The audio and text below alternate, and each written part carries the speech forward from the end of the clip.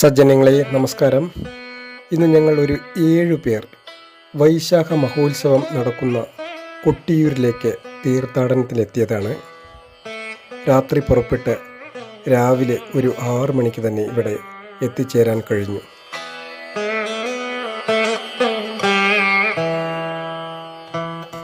നിർത്താതെ കോരിച്ചൊരിയുന്ന ഈ മഴയിൽ നദി പതിവിലുമുള്ള ഭാവമാറ്റത്തോടെയാണ് ഒഴുകുന്നത്.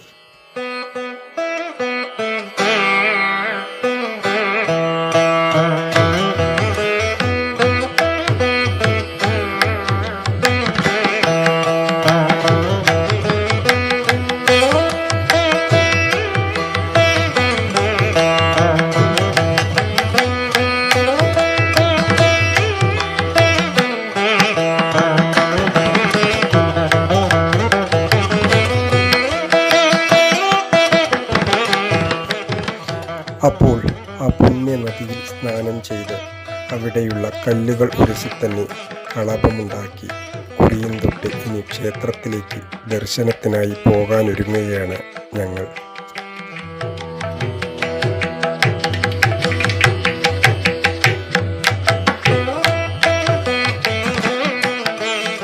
ഇവിടെ ബാവലി നദി 2ആയി പിരിഞ്ഞാണ് ഒഴുകുന്നത്. പാലങ്ങൾ കടന്ന് ഞങ്ങൾ മുൻപോട്ട് പോകുമ്പോൾ ഒരുപാട് ഭക്തജനങ്ങൾ ദർശനം കഴിഞ്ഞ് മടങ്ങുന്നുമുണ്ട്.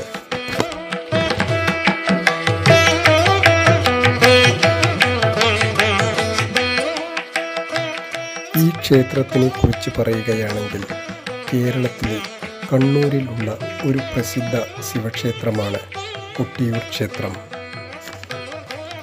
അക്കരെ കൊട്ടിയൂർ, ഇക്കരെ കൊട്ടിയൂർ എന്നീ 2 ക്ഷേത്രങ്ങൾ ബാവലി പുഴയുടെ 2 കരങ്ങളിലായി മുഖത്തോട് മുഖം നോക്കി നിൽക്കുന്നു.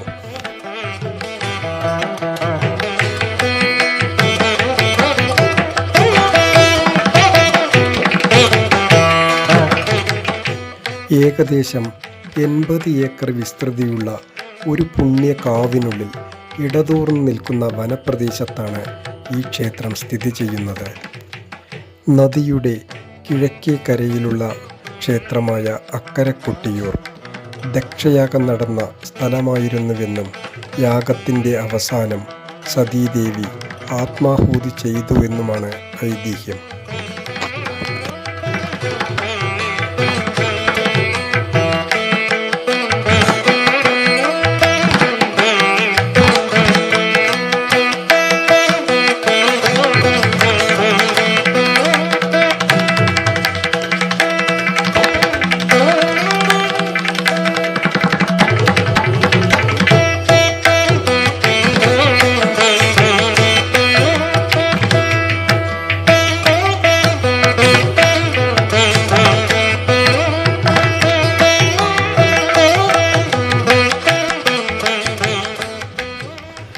മഴ പെയ്തപ്പോഴുള്ള കാടിൻ്റെ ഭംഗിയും അതുപോലെ കാട്ടാറിൻ്റെ ഭംഗിയും കണ്ടുകൊണ്ട് ഞങ്ങൾ ദർശനത്തിലേക്കുള്ള ക്യൂവിലേക്ക് നടന്നുകൊണ്ടിരിക്കുകയാണ്.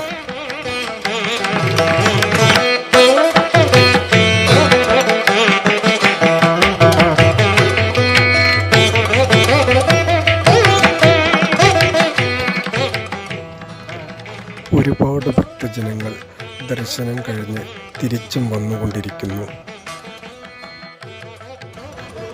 ഇത് 2ാമത്തെ നദിയാണ്. ആദ്യത്തേതിനെ അപേക്ഷിച്ച് ജലനിരപ്പ് ഇതിൽ ഒത്തിരി കൂടുതലാണ്.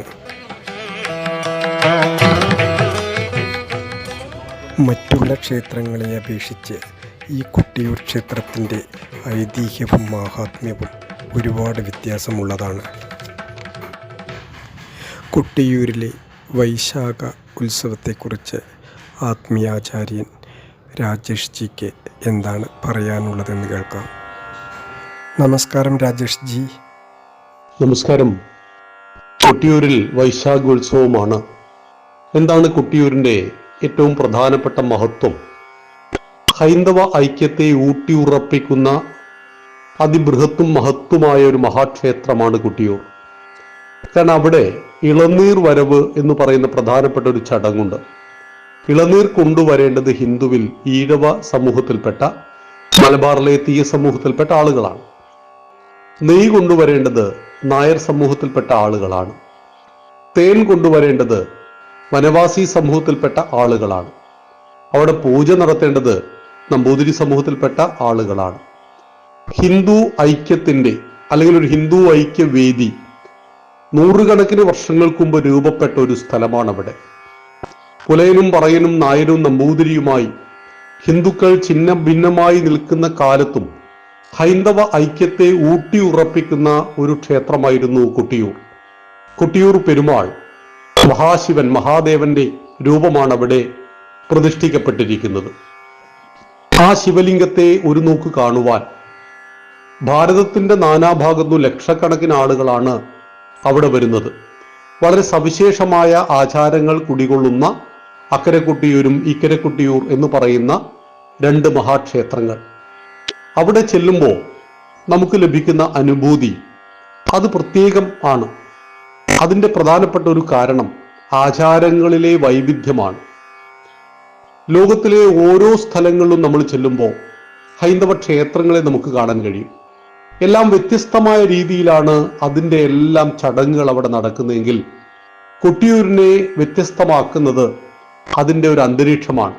പിന്നെ അവിടുത്തെ ഒരു സങ്കല്പവും. ദക്ഷമഹായാഗം നടന്നൊരു സ്ഥലം. ആരായിരുന്നു ദക്ഷൻ? ദക്ഷ പ്രജാപതി. ഇന്നത്തെ ഗുജറാത്ത് ആയിരുന്നു, അല്ലെങ്കിൽ ആ മേഖലയിലാണ് ദക്ഷ പ്രജാപതിയുടെ ആസ്ഥാനം. പക്ഷെ യാഗം നടത്തുവാൻ തനിക്ക് ഉത്തമമായൊരു ഭൂമി വേണമെന്ന് അറിഞ്ഞ ദക്ഷൻ കണ്ടെത്തിയ പുണ്യഭൂമിയായിട്ടാണ് കണ്ണൂർ ജില്ലയിലെ ഈ പറയുന്ന കൊട്ടിയൂർ.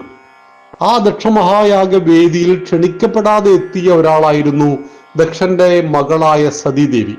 സതീദേവിയെ വിവാഹം ചെയ്തത് ഭഗവാനാണ്, പരമേശ്വരനാണ്. ഭഗവാന് ഒട്ടും ഇഷ്ടമല്ല ദക്ഷ പ്രജാപതിക്ക്. അവിടെ വെച്ച് അവഹേളിക്കപ്പെട്ടു സതി. ആ സതി ആത്മാഹുതി നടത്തിയ സ്ഥലമാണ്.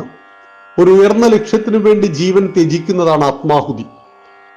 ആത്മാഹുതി നടത്തിയ സതിയുടെ മൃതശരീരം കയ്യിൽ പിടിച്ചുകൊണ്ട് ഭഗവാൻ അലറിയപ്പോ ലോകം കിടുകിടാ വിറച്ചുപോയി എന്നാണ് ചരിത്രം. ഈ സമയത്ത് മഹാവിഷ്ണുവിന്റെ ചക്രം ദേവിയുടെ ശരീരത്തെ 51 പീസുകളാക്കി. ഈ 51 ശരീരഭാഗങ്ങൾ ഭാരതത്തിലെ 51 സ്ഥലങ്ങളിൽ ചെന്ന് വീണു. ഇതാണ് 51 ശക്തിപീഠങ്ങൾ.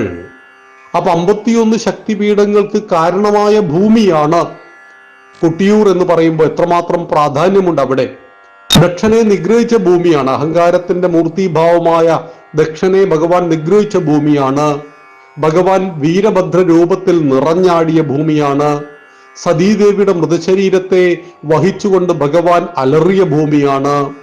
അങ്ങനെ ഒത്തിരി സവിശേഷതകൾ നിറഞ്ഞു നിൽക്കുന്ന ഒരു മഹായാഗത്തിന്റെ ഭൂമിയാണ് കൊട്ടിയൂർ. ഹൈന്ദവ ഐക്യത്തിന്റെ കേന്ദ്രമാണ് കൊട്ടിയൂർ. അതിനൊപ്പം തന്നെ കൊട്ടിയൂരിലേക്ക് ചെല്ലുന്ന ഓരോ ഭക്തനും വളരെ തൃപ്തിയോടുകൂടി അവിടുന്ന് മടങ്ങിപ്പോരുകയാണ്.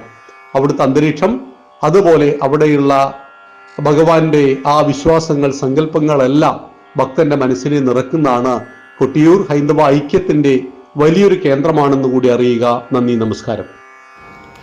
കൊട്ടിയൂരിനെ പറ്റി ഇത്രയും നല്ല അറിവ് തന്നതിന് വളരെ നന്ദി രാജേഷ് ജി.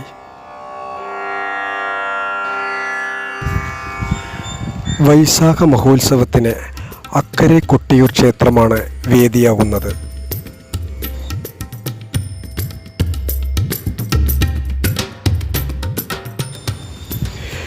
എല്ലാ വർഷവും 28 ദിവസം മാത്രമാണിവിടെ തുറന്നിരിക്കുക എന്ന പ്രത്യേകത കൂടി അക്കരെ കൊട്ടിയൂരിനുണ്ട്.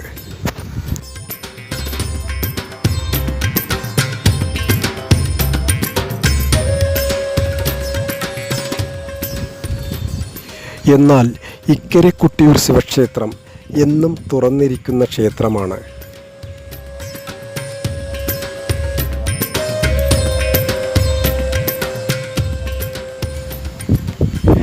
ബാവലി പുഴയുടെ അക്കരെ സ്വയംഭൂ ലിംഗമാണ് അക്കരെ കൊട്ടിയൂരിലെ ആരാധനാമൂർത്തി.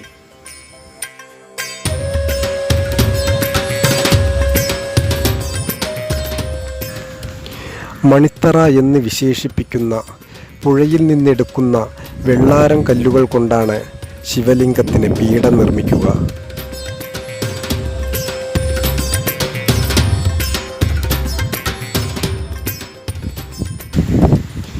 ഇവിടെയുള്ള ക്ഷേത്ര നിർമ്മിതികളെല്ലാം ഓല കൊണ്ട് നിർമ്മിച്ചതാണ്.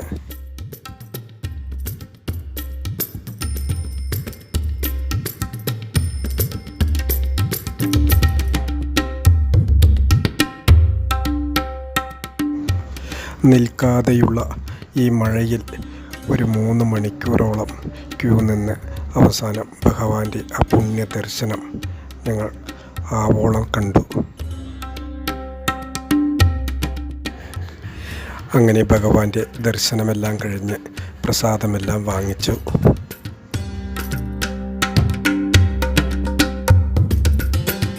നെയ്യാട്ടത്തോടെയാണ് ഇവിടുത്തെ ആരാധനയും ഉത്സവം ആരംഭിക്കുക.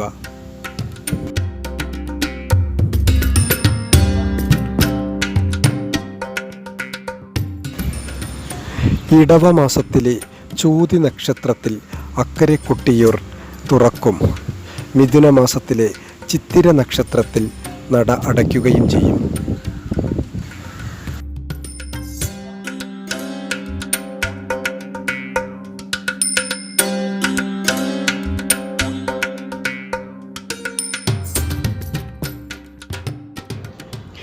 ഇവിടെയുള്ള ദർശനം കഴിഞ്ഞ് ഇനിയിപ്പോൾ ഇക്കരെ കൊട്ടിയൂർ ക്ഷേത്രത്തിലേക്കാണ് പോയിക്കൊണ്ടിരിക്കുന്നത്.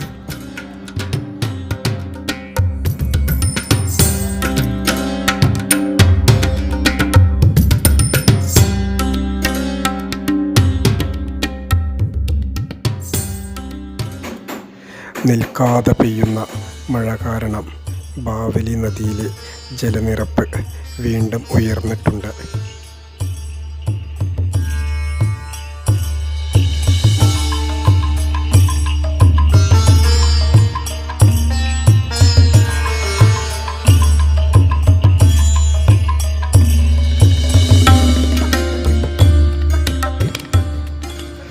ഇരു നദികളും കടന്ന് ഇപ്പോൾ ഞങ്ങൾ ഇക്കരെ കൊട്ടിയൂർ ക്ഷേത്രത്തിലെത്തിയിരിക്കുകയാണ്. ഈ 28 ദിവസങ്ങളിൽ ഇക്കരെ കൊട്ടിയൂർ ക്ഷേത്രത്തിലെ നട തുറക്കാറില്ല. എന്നാലും ക്ഷേത്രത്തിൻ്റെ മുന്നിലൊന്ന് തൊഴുതിയിട്ട് പോകാമെന്ന് വെച്ചു.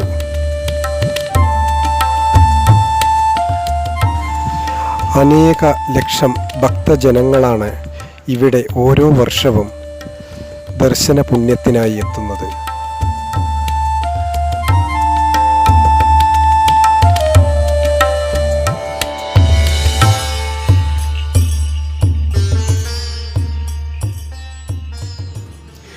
ഹിന്ദുവായി പിറന്ന ഓരോരുത്തരും ജീവിതത്തിൽ ഒരു പ്രാവശ്യമെങ്കിലും എത്തിപ്പെടാൻ പ്രാർത്ഥിക്കുന്ന പുണ്യസ്ഥലമാണ് കാശി.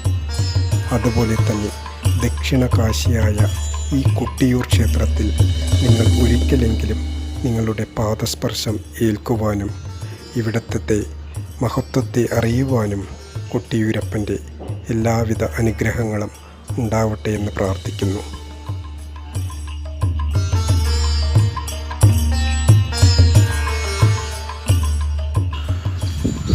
ഈ ക്ഷേത്രത്തിൽ വന്നാൽ നമ്മൾ പ്രത്യേകമായി വാങ്ങിക്കേണ്ട സാധനമാണ് ഈ ഓടപ്പൂവ്.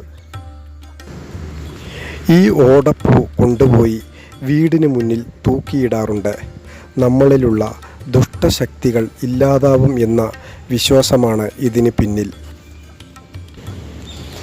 അതുപോലെ ഈ ഒരു സീസണിൽ മാത്രം ഇത് ഉണ്ടാക്കി വിറ്റ് ജീവിക്കുന്ന വനവാസി വിഭാഗങ്ങളുടെ ഒരു വരുമാനം മാർഗം കൂടിയാണിത്.